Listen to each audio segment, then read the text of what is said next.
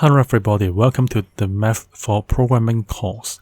In this video, I'm going to discuss the use of calculus for computer programming. So what is calculus?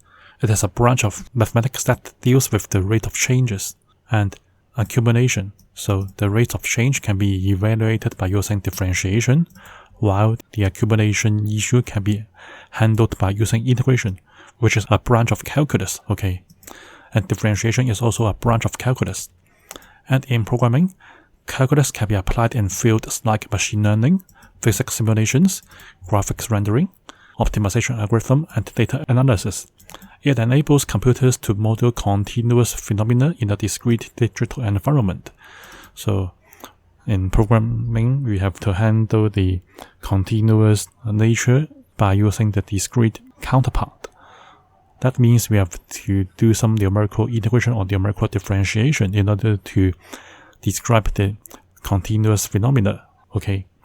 So the first part to talk about is the limits and continuity, which are both important for calculus.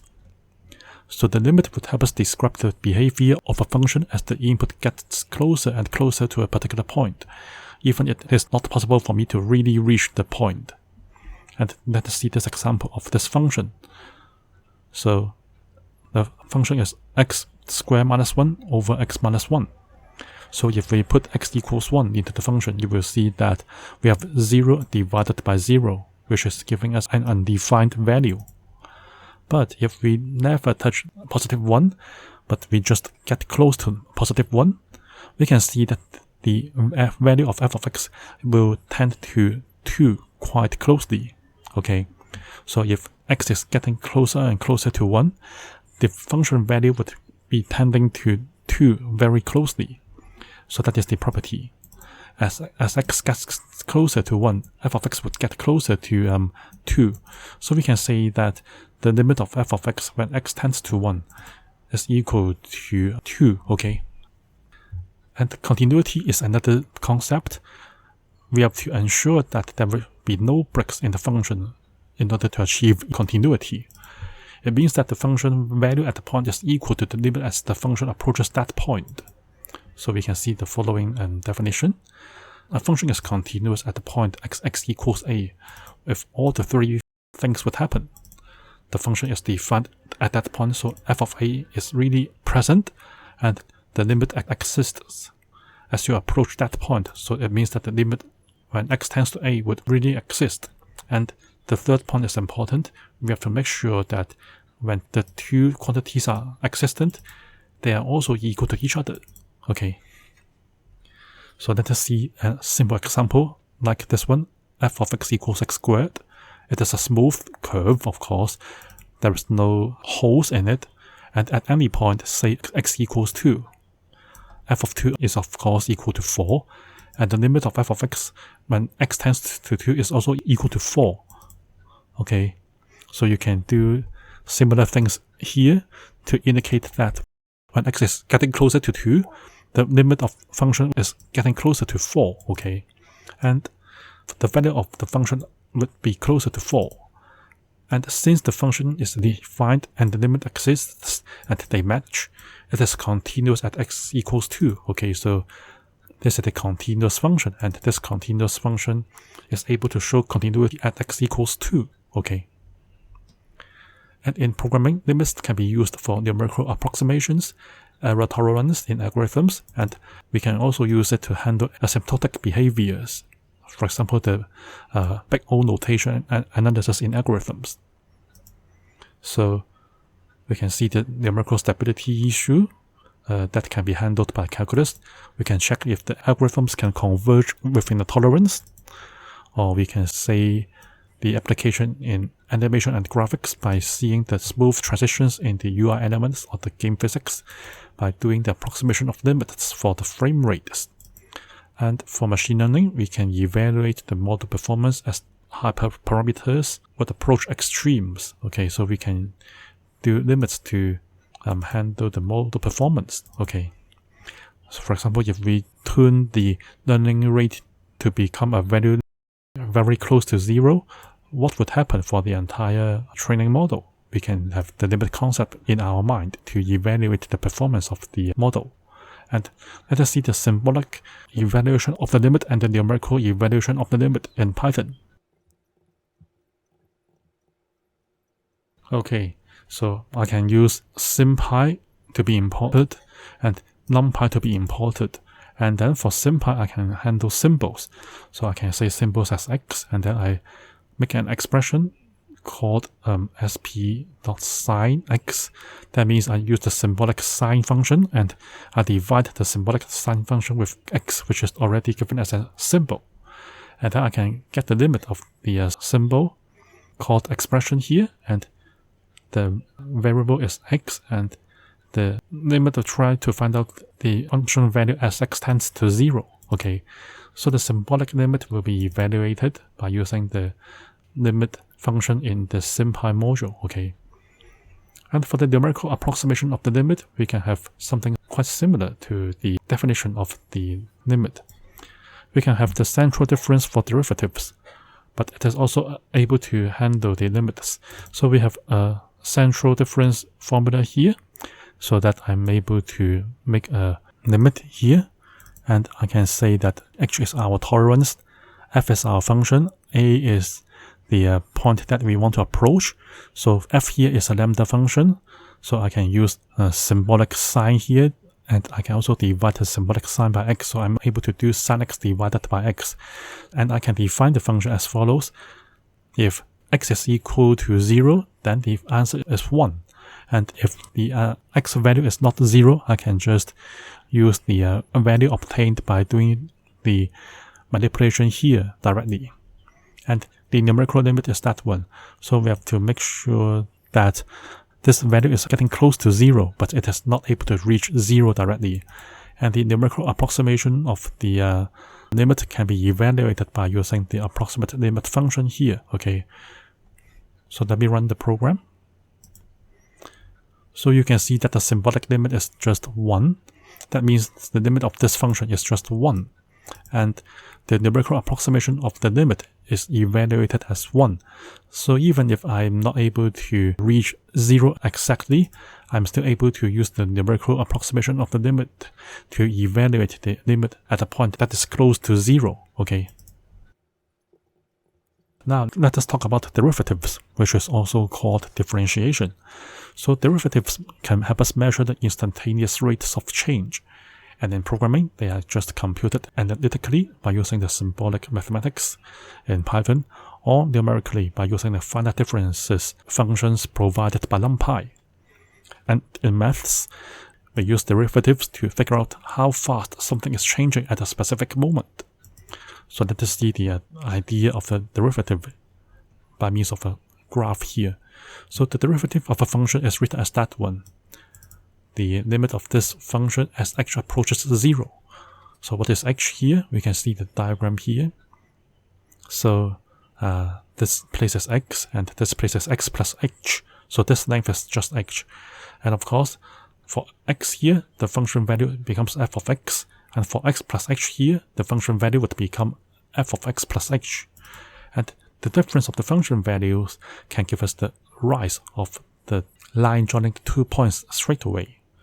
And the run is just h. So I'm just doing rise over run. And I'm just doing the instantaneous loop by hoping that h is going to become 0, okay? Even if it is not possible to reach 0 directly, okay? So the derivative is just finding out the limit of this slope, okay? So the formula is going to say that we take 2 points very close together on the graph by asserting that h is getting close to 0. And then from this situation, we want to find out the change in the height.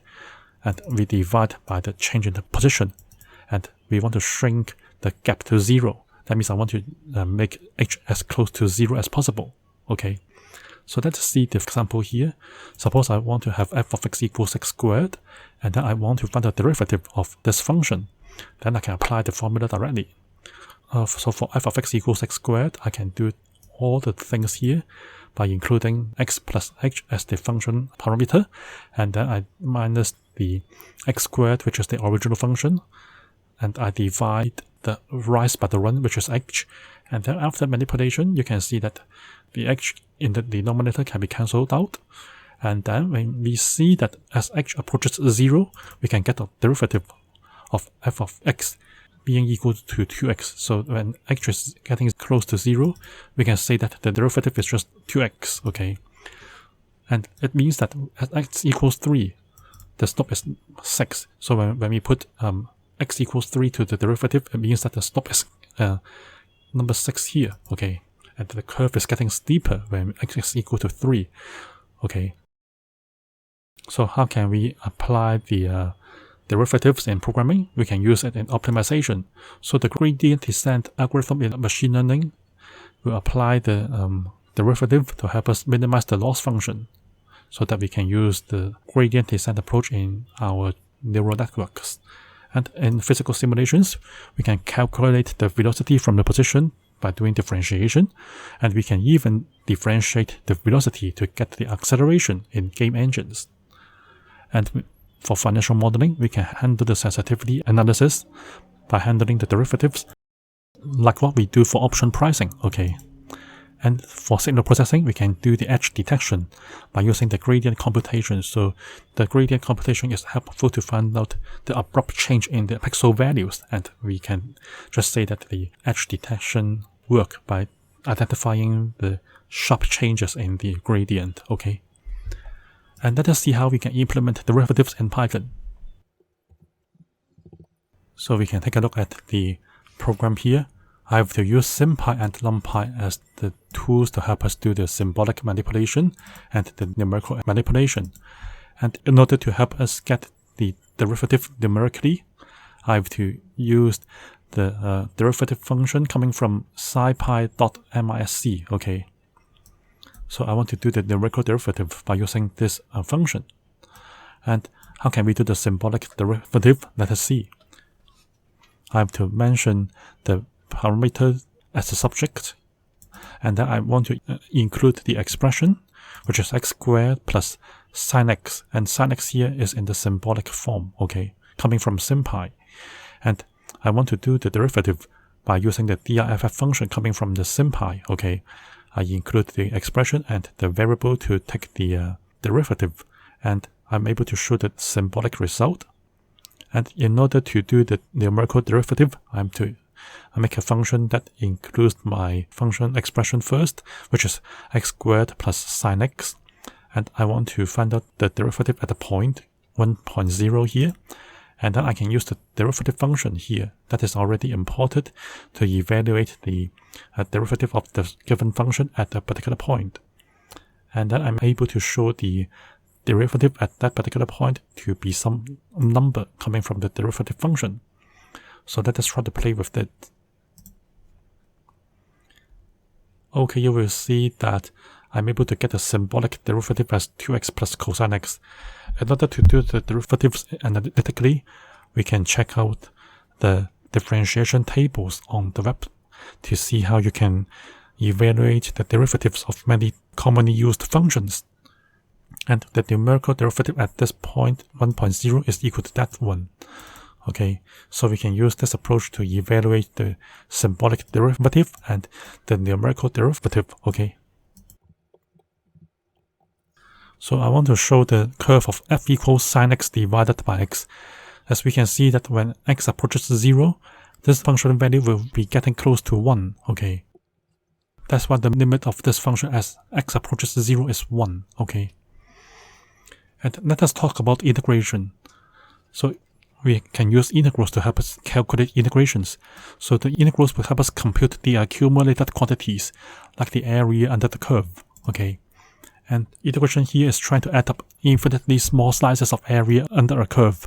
And these slices are so thin that they are like lines, okay. But when you add them together, you will get the full area. And the most basic integration formula would be just that one. We have a snake followed by the function, followed by d, followed by the variable to consider in our integration. So we can see the symbol, and this is the function to handle the integration, which is actually our curve. And dx here means that we are adding up tiny pieces along the x-axis, okay? So x is our variable of concern, and dx is just a tiny width of the line, okay? I mean, the line width is just dx, okay? And then let us see this example by integrating f of x equals x squared. So to integrate it, we can use the rule here. So you can check this rule on the web by checking the integration table, okay? Since n is equal to 2, I can just plug in n equals 2 into the formula here so that I'm able to show the integration result as x cubed divided by 3 plus c. And this c here is the constant of integration. It can be anything, okay? So we can say that the integration result is not unique. The value of c can vary depending on what you are given initially. There are many other integration rules for various functions, so we can check other integration rules on the web by looking at some kind of integration tables, okay? And we have to consider the definite and indefinite integrals, okay? So we have two types of integral. For the first one, which is called indefinite integral, we just need to give a general formula like what we did here, okay? So we are able to evaluate the indefinite integral by using the integration formula, okay? And for the definite integral, we need to calculate the actual area between 2 points, okay? So let us see the example of a definite integral. So we want to find out the area under the curve of f of x equals x squared from x equals 1 to x equals 3. So it means that I have to put the lower limit as 1 and the upper limit as 3 to the integration result coming from the indefinite integration. And then you can see that when x is equal to 3, I will have the first term. And when x is equal to 1, I will have the second term. So I need to subtract the first term by the second term to get the answer of the area under the curve for this function between x equals 1 and x equals 3, okay? And for programming, we can use numerical methods like the trapezoidal rule for definite integrals. So the trapezoidal rule is something like this here. When we want to find the area under a curve, we can split the area into small trapezoids. So instead of trying to measure the curve V shape, we draw straight lines between points on the curve to make a trapezoid. So we can see that we have a trapezoid, and we have also a trapezoid here, trapezoid, trapezoid, okay? So we can just add up all the areas of the trapezoid to really approximate the area under the curve. We can expect that when we have more and more such trapezoids, the area will be exact, okay? And imagine we have a curve on the graph, and we want to find out the area under the curve between 2 points, like x equals a and x equals b, which means these two boundaries. We do the trapezoidal rule in this way. So we break the area into pieces. We divide the space under the curve into n equal pieces, and each piece would have the delta x as the width, which is equal to b minus a divided by n. So b minus a here is the total width, and n here is the number of slices to be cut, okay? And we can draw trapezoids as before, and we connect those two endpoints to make a trapezoid so that the trapezoid can approximate the area under the curve, okay? And the area of the trapezoid is just that one, half times the upper base and the lower base added together times delta x, okay? Upper base, lower base, height divided by 2, okay? And we add up all the trapezoids to represent the entire area under the curve from x equals a to x equals b, okay? And if we have n trapezoids, we have these points as the x value on the curve, okay? And the corresponding heights would be these values, okay? That's why I want to add up all the areas of the trapezoids. That's why I'm able to show this one as the answer. The first height and the final height will be displayed once only, and the all other middle heights will be shown up twice. That's why I can simplify the area formula into this one, okay? So we can implement the trapezoidal rule by entering the y1, y0, y2, and so on. And of course, we have to input the delta x. And of course, the y values can be obtained by putting the corresponding x value into the function, okay? So the middle heights are used twice, okay? And the heights are just obtained by putting the corresponding x value into the function to get the corresponding y value, okay? So let us see the example. If I want to find out the curve area, y equals x squared from x equals 0 to x equals 2, and if we use two trapezoids, then we will have a raw idea of the area under the curve. So that x is equal to 1, when we have the x0 as the starting point and x2 as the ending point. The middle point will be just x equals 1, and the corresponding y value can be evaluated by putting these x's into the function, okay? And I can use the formula to show that, oh, the area is actually equal to 3. I use the formula shown here. The middle height will be evaluated twice, and the far left and the far right height will just be used once only, okay? So we can see that we will have 3 as the answer. So the area under the curve is approximated as 3. But of course, this is just an approximation because we just used two trapezoids to represent the entire area. So we will have some error in the evaluation of the trapezoidal rule, okay? So how can we apply calculus in programming? In physics and engineering, we can simulate motion by integrating the velocity to get the position. In some computer games or in robotics, okay, so we can get the position by integrating the velocity, okay? And for data analysis, we can get the cumulative sum in statistics, like what we do for the probability density functions, okay? For probability density functions, we need to get the area to represent the probability between two possible boundaries, okay? And for computer graphics, we can render volumes or light accumulation in ray tracing by using the integration approach. And for machine learning, we have to do the Bayesian inference or expected value calculations by using the integration approach. And let us see how we can implement integration in Python. So we can use the SymPy as usual, and we can import the quad function coming from the scipy.integrate submodule, okay, to help us get the integral, okay. And we can do the symbolic integration by integrating that function. So I input the expression, and then I use the integrate function coming from SymPy, okay. And I have to say the starting point is 0 and ending point is 1. So I integrate from 0 to 1, okay. You can see this property. From 0 to 1, okay. And then I will be able to evaluate the definite integral symbolically. And I'm also able to do the numerical integration here by defining the function and by using the quad function. So I put the function and I put the lower limit, which is 0, and the upper limit as 1, and the integral sum will be evaluated. And we can also use the trapezoidal rule to find out the approximate area. So I have to write down the delta x, which is h in my case, and I need to use 100 slices to represent the entire area. And then I make a linear space so that I have different values of x coming from this equally separated region from A to B in 100 pieces, okay. And then this is just meaning the sum of all the heights. So this is the first height, this is the final height as indicated by -1 being the index, and we have to get the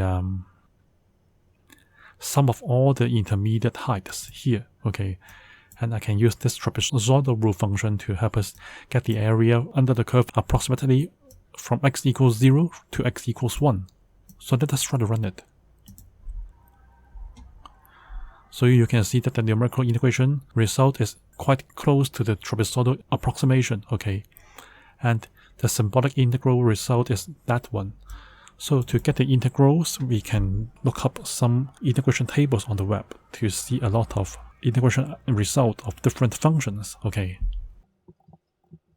The next part is called series and approximation. So we need to use series to help us expand functions into infinite sums. So for example, if we talk about the Taylor series, we can use it to expand the function into infinite sums. That means we have an infinite number of terms to represent the function differently by using some kind of polynomials, okay. So the Taylor series would turn a curvy function into a sum of simple terms. And the series is built around a specific point, say x equals a. And it tells you what the function looks like near that particular point, x equals a. The more terms you add, the closer your approximation gets to the real function. So we can see that if we have more and more terms to follow, then the approximation will be more and more accurate, okay? Here's the formula for the Taylor series of a function f of x centered at x equals a, okay? So we have this point, and we want to get the Taylor series of the function around this point. So if we have the point, we can just plug in x equals a into this formula, so that I can have f of x equal a polynomial up to x cubed, okay? If we put more terms, the function can be approximated by a polynomial of higher order, okay? And the number of primes on f of x mean the number of derivatives to be taken on f of x. So you see 1 prime, 2 primes, 3 primes. So when we have 1 prime, I want to do the first derivative. And if I have a second derivative, I have to use 2 primes. And 3 primes here would mean the third derivative, okay? And so, for example, if I want to find the Taylor series of f of x equals sin x centered at 0, I can have the following approach by plugging in the corresponding values into the formula shown here, okay? F of 0 is here, f prime of x is here, and f prime of 0 is put here. So I put 1 here. And for the second derivative, I have 2 primes here. Then the second derivative at x equals 0 is just 0. And the third derivative is evaluated as -1.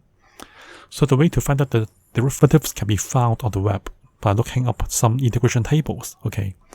And then we plug in all the derivatives and a into the Taylor series shown here.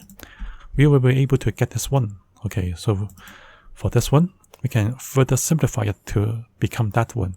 So this answer is up to degree 3, okay? So we can include even higher orders to make the approximation more accurate. And in programming, the Taylor series can be used for efficient computations when exact values are hard to find. So we can use the Taylor series to help us approximate a function.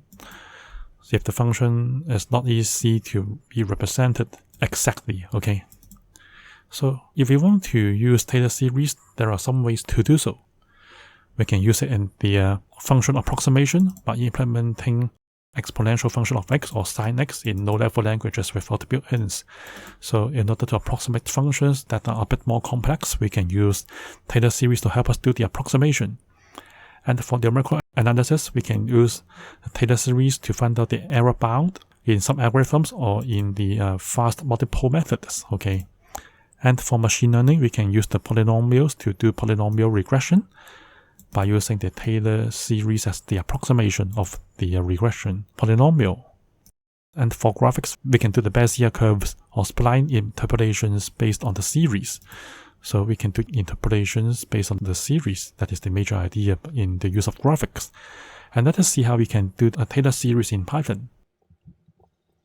So here I have to import SymPy, and I have to import a math module.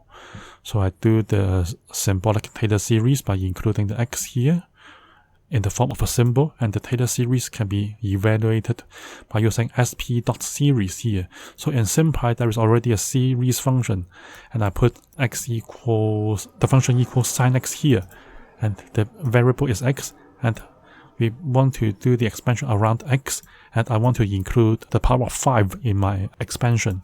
Then I'm able to show the Taylor series expansion symbolically by using the series function. And if we want to do the numerical approximation of the series, I can make a function like this one. I have to say approximate sum here, and I want to include x to the power of 5 in my approximation. And then this is the general term of the Taylor series of the sine function, okay? This and this combined together would help us get the general term of the series. And then I add all those terms into the result, and then I just return the result. So if I want to expand the sine function around pi over 6, then I'm able to see the approximated value of sine pi over 6 by using the series result. So here, the general term can be evaluated as this one. So you can see the pattern of the term.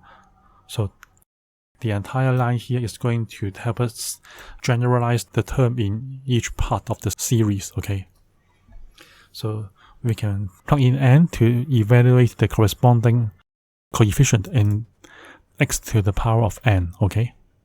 So that is the major idea. And let us try to run the program.